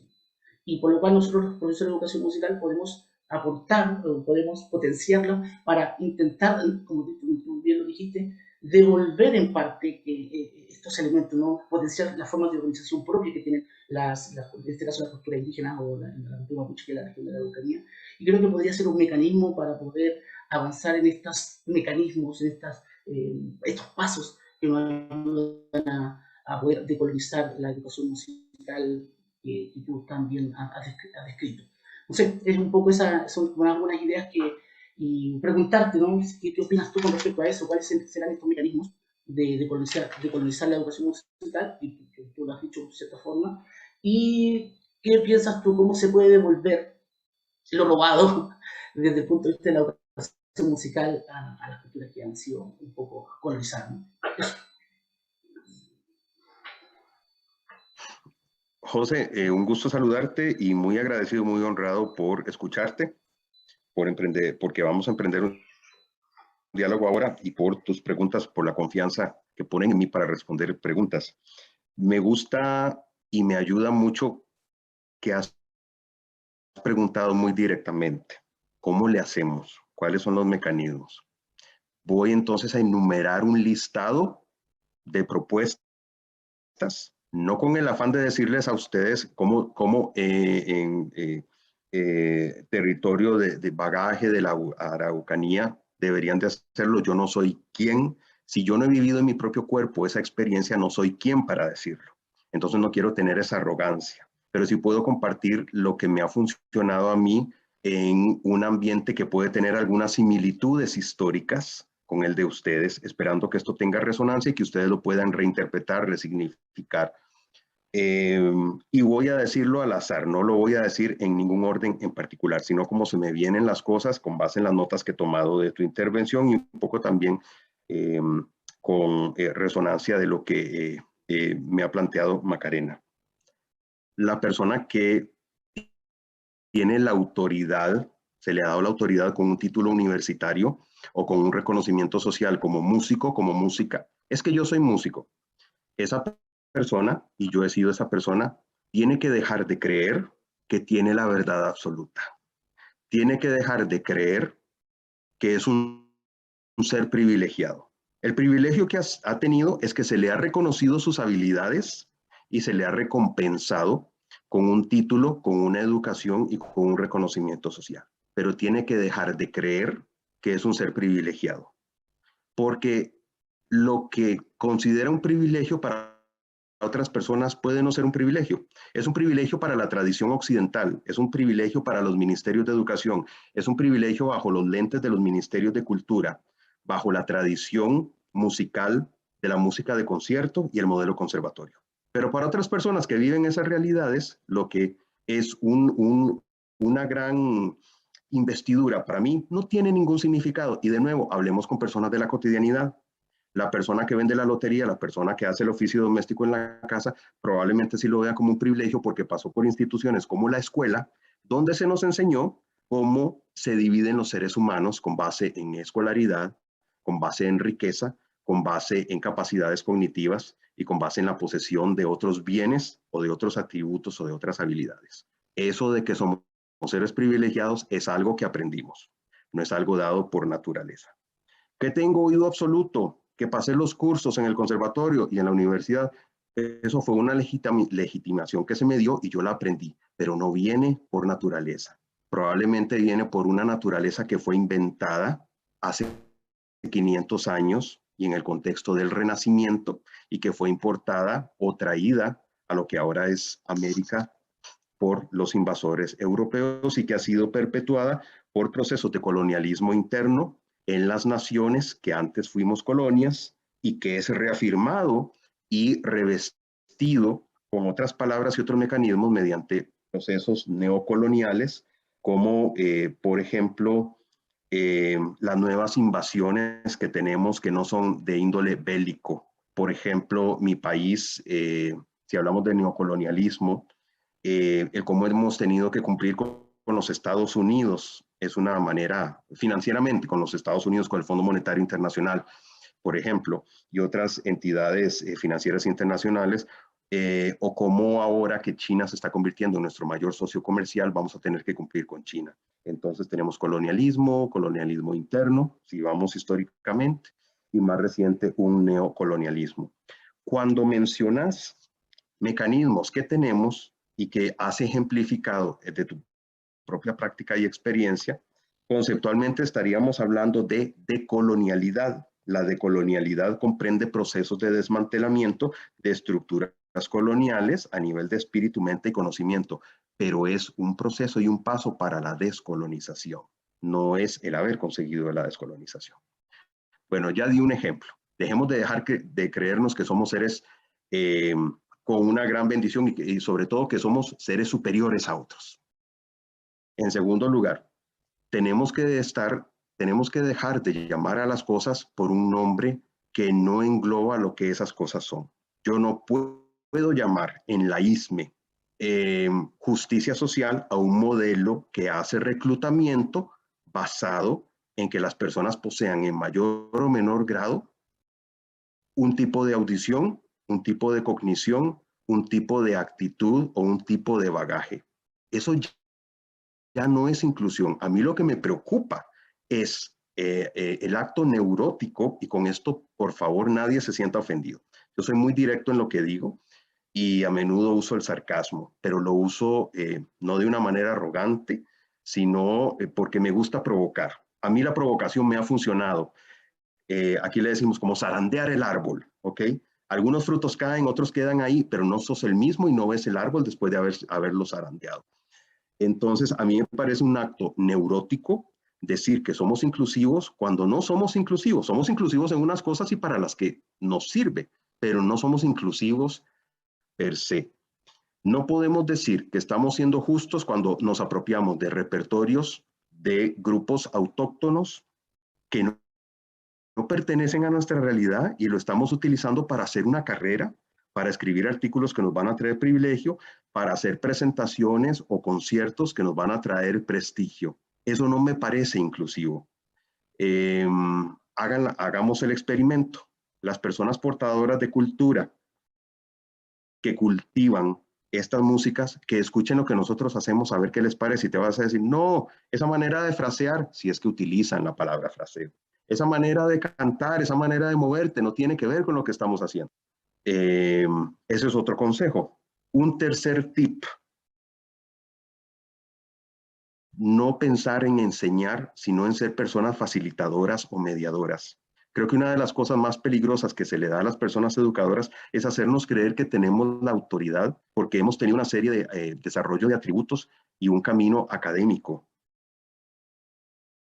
Esos atributos y ese camino académico se basan en una tradición de por sí colonizadora, pero que podríamos utilizar en procesos decoloniales o en la decolonialidad, ¿de acuerdo? Como yo les propongo, te reconoces colonizador y colonizado y podés hacer algo con eso, ¿de acuerdo? Pero creo que el primer paso es reconocerlo.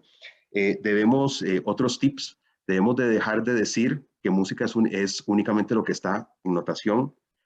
Otro tip, creo que deberíamos de dejar de utilizar ciertos términos, músicas del mundo. Creo que deberíamos de dejar de hablar de música versus músicas. Esos debates, música versus músicas, puede haber funcionado en algún momento, pero tal vez ahora no funcione. Y repito, en pandemia, para mí el periodo de pandemia creo que es el periodo donde he tenido más aprendizaje en mis 50 años de vida, porque estoy viendo cómo se cae un sistema que nos vende unas cosas y que nos damos cuenta que no existe igualdad, que no existe distribución. Es un periodo de muchísima incertidumbre y creo que el tip más significativo sería hacer las cosas diferente. Si lo que teníamos era sala de conciertos, ¿por qué no nos aventuramos a pensar que la sala de concierto ya no va a ser la manera, o que la sala de concierto va a ser solamente una manera? Que lo que llamamos improvisación puede ser solamente una forma. Lo que estoy tratando de decir aquí con gran dificultad, tratando de formular algunos tips, es que las palabras, los conceptos, las teorías y las metodologías puede que ya no nos funcione más, pero le tenemos terror a empezar de nuevo. Yo pienso que deberíamos pensar o ver la oportunidad de hacer algo nuevo, pero tenemos la tradición tanto en nuestras venas, desde nuestra infancia, que pensamos que la tradición es natural y que hay que mantener la tradición. En una publicación que compartiré con ustedes más adelante, el libro Pensamiento Sociológico, Interacciones Internacionales, publicado en inglés por Oxford University Press y de la cual tuve el honor de ser uno de los 4 coeditores, con una coeditora y un coeditor de Estados Unidos y una coeditora de Australia.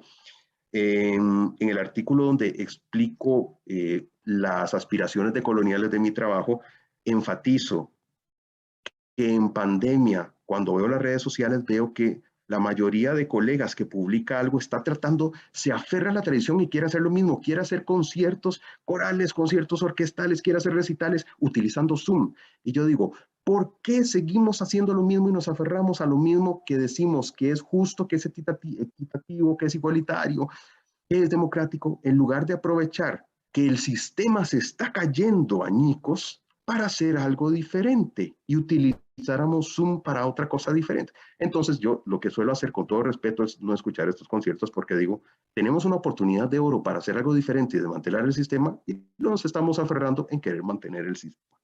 Entonces, José, con todo respeto, con todo cariño y solidaridad, he dado ejemplo de algunos tips que yo no he conseguido a cabalidad, pero que son semillas de cosas que deberíamos ir desmantelando. Creo que estamos en un punto de quiebre. Y si no lo aprovechamos, la educación musical, que de por sí siempre va atrás de cómo van las personas, de cómo las ciencias explican a las personas, porque la educación musical está arraigada en la cultura del conservatorio.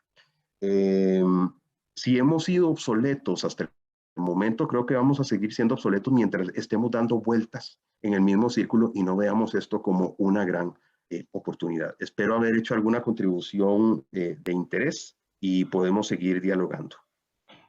Muchas gracias, Guillermo. Muchas gracias, José, también por tu intervención. Le vamos a ceder ahora la palabra a Lorena Valdebenito, que también me imagino que tiene cosas que decir al respecto de todo lo que se ha dialogado hasta ahora. Te escuchamos, Lorena. Muchas gracias, Rolando. He seguido todo este rato, digamos, con mucha atención toda la argumentación, todas las ideas que han ido apareciendo respecto de este gran tema, ¿no? Que parece que nos abre un mundo muy distinto de cómo nos hemos comprendido como profesores, como académicos, como personas también, ¿no? Que es lo principal. Me parece un gesto muy interesante porque descentra el lugar del sujeto, ¿no? Esta idea de pensarse a sí mismo, ¿cierto? Nos interpela en este lugar de privilegio, sí, que no es fácil. Y entonces cuando yo me escuchaba, ¿cierto? ¿Qué ocurre cuando pensamos las prácticas de formación musical desde nosotros mismos? Claramente, desde esta perspectiva, esta interpelación, digo, radical, podría ser también incómoda, ¿no? Desconcertante, disruptiva, y eso quizás es un primer paso para pensarnos de alguna forma, ¿no? A mí me parece muy interesante, parece que nos lleva, ¿verdad?, a un estado distinto para ver de una forma diferente, por supuesto, nuestras prácticas y quiénes somos nosotros. Entonces me parece fascinante, digamos, tener esta posibilidad, ¿cierto?, de pensar desde uno la investigación, en primer lugar, ¿no? Cuando tú señalabas, Guillermo, que estabas partiendo desde ti mismo pensando en un sujeto colonizado, en qué niveles, ¿cierto? Eso es una cuestión muy fina que quizás lleve un tiempo también de poder lograr tener esa conciencia. No es algo que ocurra de la noche a la mañana, ese es un primer punto que quisiera destacar, ¿verdad? No se trata quizás me parece a mí esta invitación de decir, perfecto, me di cuenta inmediatamente, porque nos cuesta abandonar quizás el pensar en esos lugares de privilegio, porque eso nos interpela, ¿no? Y nos produce incomodidad de alguna forma, ¿no? Por otro lado, estaba pensando también, bueno, que la academia es un espacio claramente de privilegio, eso lo tenemos claro, pero parece que no parece que no pensamos tanto desde ahí, ¿no? Como que nos queda un poco así de manera superficial, pero si llegásemos a pensar cómo se comporta la academia, claramente, y aquí hay otro punto interesante también respecto de lo que es lo colonial histórico, ¿sí? Que a lo que interpela las músicas, y esto, el tema de los repertorios y la tradición europea que hablaba Guillermo, y por otro lado, las prácticas colonizadoras que pueden estar en cualquier espacio social, incluso en los espacios de subalternidad, ¿no? Es como, habiendo un espacio de poder, tal vez las prácticas colonizadoras también estén presentes, siempre que exista, como decía Guillermo, una situación de poder para que se pueda dar de alguna forma, ¿no? Entonces es interesante también que no siempre se comporta de una forma estos mecanismos colonizadores. Me parecía interesante, por supuesto, esta conciencia finalmente del estatus del sujeto, de nosotros mismos, a través de toda esta conciencia, ¿cierto? Género, clase, posición, territorio también, ¿verdad? Espacio. Y aquí yo quería hacer una primera pregunta. Digamos, ¿qué desafíos tiene la decolonización en las prácticas musicales o los repertorios en los cuales, ¿cierto?, ha pasado el tiempo, ¿no? Han ocurrido procesos históricos, ¿verdad? Sincretismos culturales, ¿verdad? Entonces parece que no es tan fácil reconocer estas prácticas decoloniales en estos intersticios, ¿no? Que nos presenta la historia, en los procesos históricos que están cargados, ¿cierto?, de superposiciones de estratos culturales. Por lo tanto, hay un nivel quizá más complejo de donde, por supuesto, se experimenta la música, ¿no? Entonces, era quizá una pregunta un poco parecida a la que hacía mi colega José, ¿cierto? Como, ¿en qué estado quedan esas prácticas musicales cuando ya no reconocemos este origen colonial, ¿verdad? Y entonces parece que ahí hay un problema, bueno, y ahí me voy a acercar después a la tercera como pregunta o comentario, ¿no? Claro, esa idea de los desafíos que tenemos para poder reconocer, ¿cierto?, estas prácticas, o más bien cómo la música se comporta en relación a esos procesos, ¿no? Y aquí también pensando justamente en cuando apelamos a nuestros, bueno, iba a decir a nuestros estudiantes, pero como decía Guillermo, quizás no es la mejor palabra, a las personas que se relacionan con nosotros, ¿verdad? Para poder llegar a ser profesores, ¿verdad? Entonces, la pregunta ¿cómo me convierto en profesor? Es una pregunta muy importante, ¿verdad? Que debiese estar, yo pienso, como en mayúscula, ¿no? El primer día de clase de nuestros estudiantes, el primer día, ¿cierto? Una reflexión que nos lleve, ¿verdad?, a una interpelación sobre, por ejemplo, una palabra que solemos usar y que quizás puede también apelar a las categorías que mencionaba también Guillermo, que construimos y que nos sirven, porque el lenguaje, ¿cierto?, nos sirve claramente para decir desde un lugar, ¿verdad?, lo que necesitamos decir. Entonces la palabra rol, ¿no? Rol, como que rol fuera algo que nos imponemos y decimos, soy un profesor, ¿no? Soy una profesora. Pero quizás ese es el rol, digamos, es como si fuese una performance, finalmente. Estoy jugando, estoy siendo algo que quizás no soy, ¿no? Eso me parece muy interesante también, que quizás puede ser disruptivo respecto de lo que nos presenta Guillermo en relación a qué podemos hacer frente, ¿cierto?, a cómo podemos reflexionar estas prácticas coloniales, ¿no? Entonces, claro, hay como una especie quizás de visión que tenemos del profesor, que allí me parece que hay una carga de sentido que se puede de todas maneras descentrar, ¿cierto?, de cómo lo comprendemos, ¿no? Apelar finalmente a quienes somos en primer lugar, y no tanto a que tenemos que cumplir un rol, ¿verdad? Y ahí, porque ahí hay implícito algo que quizás no es lo que debiese ser o a lo que nosotros podríamos apelar. Y por último, una última pregunta que tenía es si podemos, al abandonar estas categorías, ¿sí?, las categorías del lenguaje que tanto nos sirven, ¿no? ¿Qué problema puede haber ahí con eso, ¿no? Cuando pensamos en el vértigo que significa ¿cierto?, esta posibilidad dejar fuera ciertas categorías que nos han servido y las cuales hemos también sacado provecho, ¿verdad?, investigativo o, ¿cierto?, en relación a nuestras propias, nuestras investigaciones, ¿verdad? Entonces la pregunta es si se pueden crear nuevas categorías y en qué espacio quedarían esas nuevas categorías, ¿no? ¿Debemos reemplazar esas categorías? Esa es una pregunta que me hago yo pensando, por ejemplo, y aquí con esto termino, en la categoría de género, ¿verdad?, que ha sido duramente criticada también por ciertos feminismos que claramente se ha construido en la academia, en espacios de poder, pero también en luchas, ¿no?, históricas que han tenido las mujeres en diferentes espacios.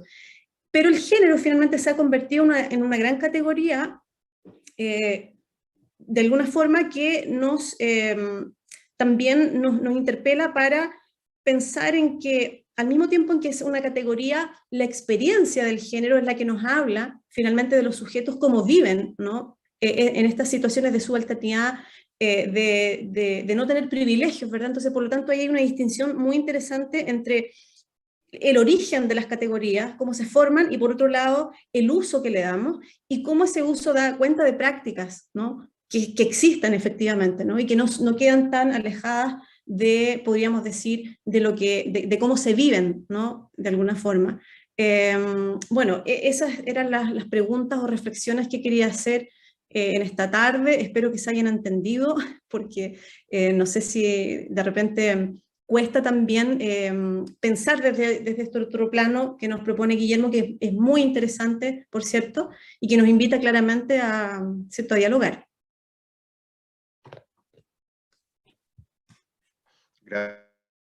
Gracias, Lorena. Muy honrado de escucharte y de la confianza que hay, y espero poder responder esa confianza. Hay mucho en lo que has planteado, mucho. No sé si el tiempo nos dé acá en la cámara, en vivo y en la transmisión. Trataré de hacer lo mejor que pueda. Y creo que para ello podría continuar lo que inició con los comentarios y preguntas de Macarena, que continuó con los planteamientos de José. Creo que podríamos aterrizar un poco más, porque creo que en el fondo o muy debajo es muy similar, son muy similares las inquietudes y comentarios que haces. Y si no fuera así, pues agradecería entonces una guía, una dirección tuya para poder aproximarme más a lo que te gustaría o me estás pidiendo.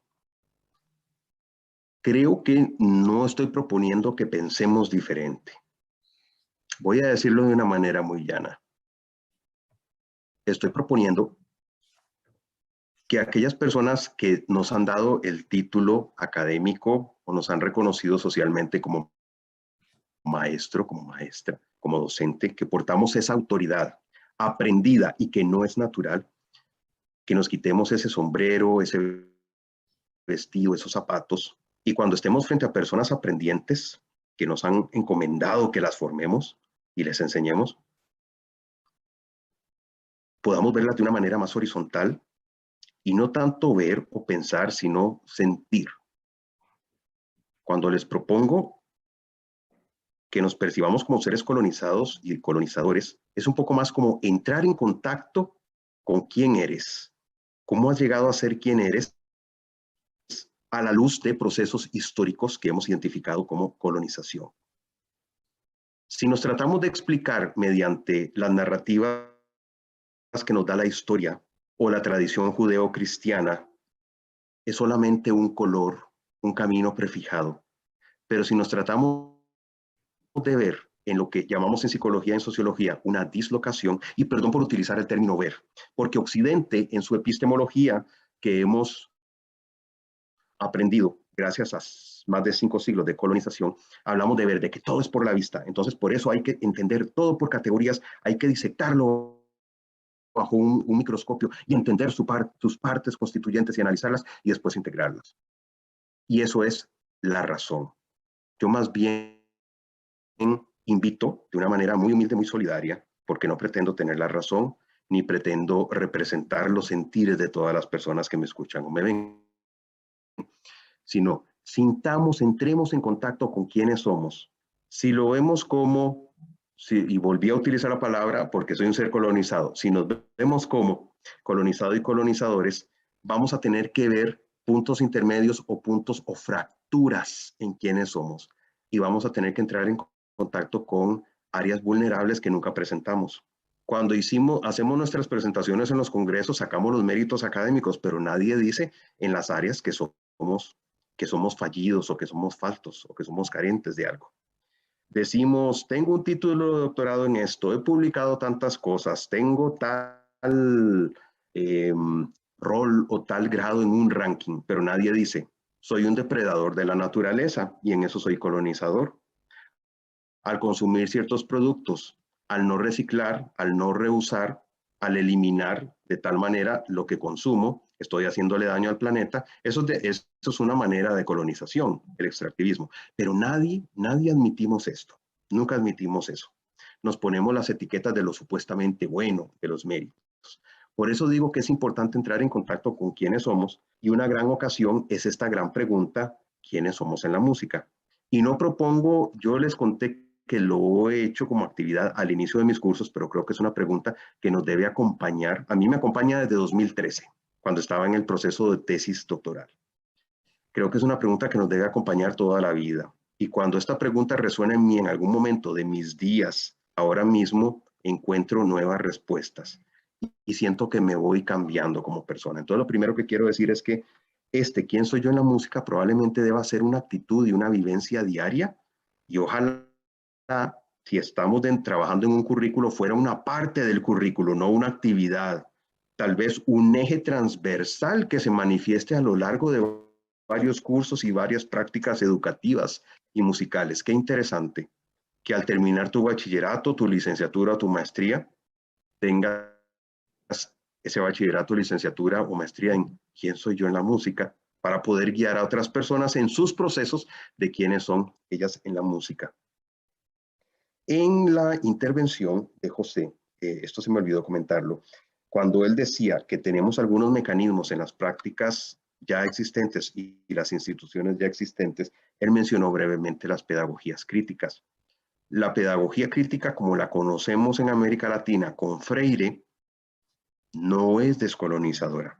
¿Por qué? Porque es inferior a las ideas o planteamientos sobre colonización y descolonización que les he propuesto. No, simplemente porque esa no fue su intención. El tipo de opresión a la que él quiso responder en Brasil no es la misma opresión que vieron muchos años después o varias décadas después los pensadores y las pensadoras decoloniales. Sin embargo, Freire hablaba de un tipo de opresión. Entonces, ¿por qué traigo esta colación que mencionó José anteriormente? Porque es importante llamarle a las cosas por su nombre. ¿Qué es colonización y qué no es colonización? Oprimir no es colonizar, pero colonizar es oprimir de cierta manera con ciertos argumentos raciales, de clase. ¿Sí? ¿De acuerdo? Entonces, eso hay que tenerlo claro. Entonces, quiero proponer también como respuesta y reacción a lo que me estás diciendo y compartiendo, Lorena, que yo no digo hay que dejar de utilizar ciertas palabras. Lo que digo es, sintámonos fuera de esas etiquetas. Para mí ya informal versus formal, que es un dualismo y la cultura occidental le encanta hablar en términos de dualismos, para mí ya no vale tanto. Lo que dicen informal, para mí tiene una importancia tal lo que aprendo en la vida diaria y está tan relacionado con lo que he aprendido en lo que llaman formal que ya no veo la diferencia. Otras dualidades, masculino versus femenino. Otras dualidades, inteligente versus no inteligente. Y así podríamos seguir enumerando. Entonces, no digo tanto dejemos de hablar en estos términos, no digo tanto dejemos de hacer tales cosas, más bien digo, hagamos una cosa, entrar en contacto con quiénes somos. Y esto podrá parecer un argumento simplista, sí, pero es que probablemente con la pandemia lo que se nos está poniendo al frente es que tenemos todo enfrente de nosotros y es más fácil de lo que pensamos, pero las categorías abstractas de Occidente, las metodologías y el conocimiento científico en general no trata de simplificar. Su proceso no es simplificar. Lo simple ya estaba antes de la creación de estas metodologías y estos conceptos. Y vienen a decir ahora las ciencias que lo encuentran en los saberes indígenas en el siglo XXI. Y esos saberes no han cambiado a lo largo de los siglos, pero resulta que ahora los descubren. Por esto lo que quiero plantear es que lo simple siempre ha existido y probablemente tenemos que regresar a lo más simple. Lorena, no sé si esto ha complicado lo que intentas plantear, y te pediría que si necesito moverme en alguna dirección para abordar algo de lo que me ha solicitado abordar, me lo digas con toda confianza. Pero creo que siempre se relaciona con los planteamientos, comentarios y preguntas de Macarena y de José, y por eso quise expandir un poquito más. Pero dime, y también Rolando nos dice si todavía hay tiempo para poder expandir un poquito más al respecto. No, la verdad tenemos problemas de tiempo. Ya estamos pasados en el tiempo, la verdad. Así que vamos a tener que coordinar alguna otra actividad a futuro para que puedas profundizar en eso. ¿Por qué digo todo esto? Porque nos falta compartir la intervención de Marcelo Chiuminato, quien dejó en YouTube un comentario y una reflexión que dice: el modelo conservatorio... gracias Lorena por tu intervención. Sí, perdón, yo quería... sí, tú me decías que no queda tiempo, pero ¿puede ser un minuto? ¿No? Es que estamos pasados ya. Ese es el problema. Ok, bueno. Nos pasamos 10 minutos. El modelo conservatorio, bueno, leo a Marcelo. El modelo conservatorio fomenta una creación de tipo capitalista basada en una valoración cuantitativa de la producción musical, dando paso a una concepción liberal e individualista. De alguna manera, el culto al virtuosismo desarrollado por el modelo conservatorio representa un alejamiento de la subjetividad vinculada con lo colectivo. ¿De qué manera la reconstrucción de la noción de lo colectivo como condición de posibilidad de la música puede contribuir a la decolonialidad? Te escuchamos, Guillermo. Bueno, gracias a Marcelo, y como les dije desde el inicio, no vine a compartir certidumbres. Creo que sería muy arrogante de mi parte decir que yo tengo la verdad o que tengo una respuesta acabada. No puedo responder cómo de tal manera a una pregunta tan compleja. Él aporta muchos elementos en esa pregunta, y al quedar escrita la gente la va a poder ver y yo la voy a poder ver y analizarla con más detenimiento. Lo que yo puedo proponer como contrapunto a lo que nos pregunta Marcelo es, vean, yo soy fruto del sistema conservatorio, lo dije en mi intervención. Cuando ingresé a un preconservatorio a los 14 años, cambió mi vida porque yo me sentía de alguna manera, y el preconservatorio me hace sentir que nada de lo que yo hacía era válido, que tenía que convertirme en un ser que no era. Y sufrí durante muchos años y he tenido que sanar ese sufrimiento, y en la sanación es que hago estos planteamientos. La sanación no ha terminado. Lo que yo plantearía como contrapunto y que de alguna manera guía a una respuesta, pero no es de certidumbre, pero sí una respuesta de mucho insight, de mucha introspección y reflexión, a Marcelo, es en quién nos hemos convertido siendo producto del conservatorio.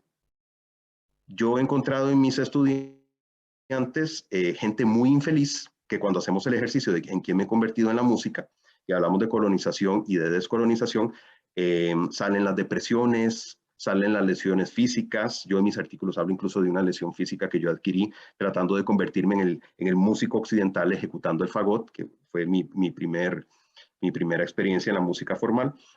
¿En qué tipo de persona me he convertido en el sistema conservatorio? No estoy satanizando el sistema conservatorio, estoy diciendo que debemos de ver objetivamente. Me he convertido en una persona más justa, me he convertido en una persona más solidaria. Cuando soy esclavo de practicar 8 horas diarias, ¿qué estoy dejando de hacer por convertirme en ese ideal de músico? ¿Sigo siendo solidario con lo que está pasando en el mundo? Probablemente no, pero hay una narrativa de la persona músico ejecutante, casi que como un portador de verdades de otro mundo, muy peligrosa, que nos hace creer que somos mejores.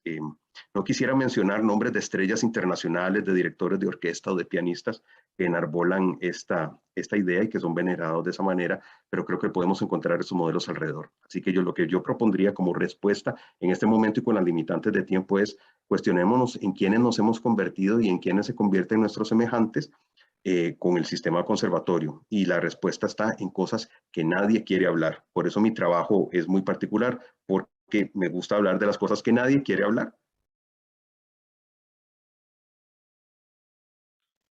Muy bien, muchas gracias, Guillermo. Ha sido una jornada realmente intensa, de mucha provocación, de mucho diálogo, mucha interpelación. Me pasan muchas cosas por la cabeza, pero en realidad en honor al tiempo no las puedo plantear. Ya yo creo que de verdad tenemos que organizar una segunda actividad a futuro para que podamos seguir conversando, dialogando y reflexionando respecto a lo que son nuestras propias identidades. Ahora debo dar paso al cierre. Te agradecemos, Guillermo, por la participación, por aceptar estar en este congreso. Sin duda ha sido un lujo contar con esta conferencia, con este diálogo, con estas narrativas que nos permiten reflexionar sobre nuestros quehaceres. Desde el Instituto de Música de la Universidad Alberto Hurtado te damos las gracias, así como también a los colegas Macarena, José y Lorena, por estar aquí conversando y dialogando contigo, Guillermo. Para cerrar, a las personas que participaron en el Congreso de manera sistemática en las distintas actividades les llegará un correo, igualmente a las personas que integran el comité científico, para que puedan allí responder una encuesta, para que manifiesten su grado de satisfacción respecto a las distintas actividades que se llevaron a cabo en este Congreso. Aprovechando también el espacio, queremos aprovechar de informar que en el Instituto de Música, además de la carrera de Pedagogía en Música y la carrera de Interpretación Superior Mención Canto, el próximo año se integran 2 carreras nuevas, que es Interpretación Superior en Música Antigua e Interpretación Superior en Dirección Coral. Entonces, para que ya la gente sepa también que hay 2 carreras nuevas que se abren el próximo año. Habiendo dicho eso, agradecer a las personas que se conectaron por YouTube y a las personas que participaron en las distintas actividades, en las mesas, en la conferencia inaugural, que vemos que los números de transmisión y de visualización han subido bastante, y esperamos que la de Guillermo también pueda seguir allí en el aire. Va a estar permanente en el tiempo. La gente que haya llegado tarde, no se preocupe, porque la conversación aquí queda permanente en el canal de la UHTV, de modo que siempre van a tener acceso a ella. Habiendo dicho todo eso, agradeciendo a todas las personas implicadas y agradeciendo a distintas expositoras, expositores a lo largo del Congreso, porque sin esas personas se haría imposible llevar esto a cabo, nos despedimos. Muchas gracias, que estén muy bien. Hasta luego.